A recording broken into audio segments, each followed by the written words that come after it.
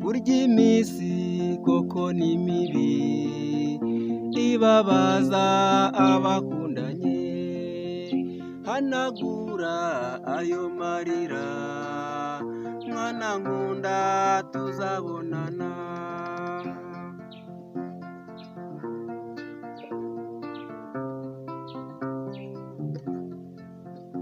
Ubu ndibuka wa munsi twari kumwe duseka, natahanye ibyishimo byinshi ko tuzongera kubonana vuba, naho iminsi irakanyagwa yaribitse byinshi duhishe.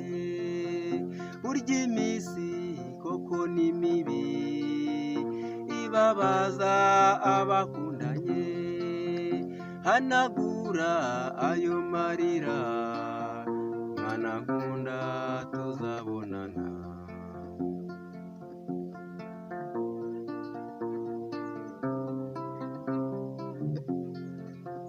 Hari igihe ibi bizashira tukongera tugaseka, tunezerewe n'ibyishimo byinshi, umunezero mu mitima yacu.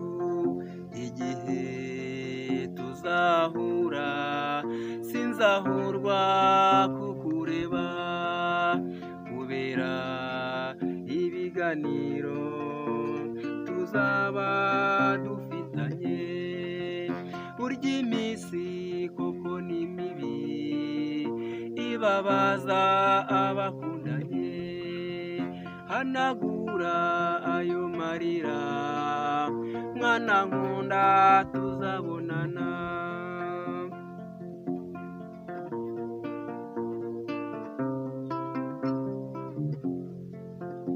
Abavuga ayo batazi bazamwara batubona, abo ngabo bihorere kuko ntawarazwe kumenya igihe cye.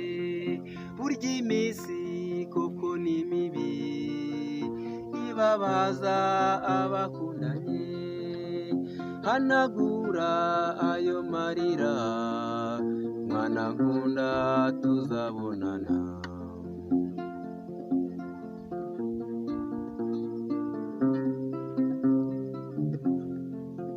Bwiza bwanjye muhoza wanje, naho ubutaha suhuriza ababyeyi hamwe nabo muvindimwe, uti nimukomere ngaho nawe arakomeye.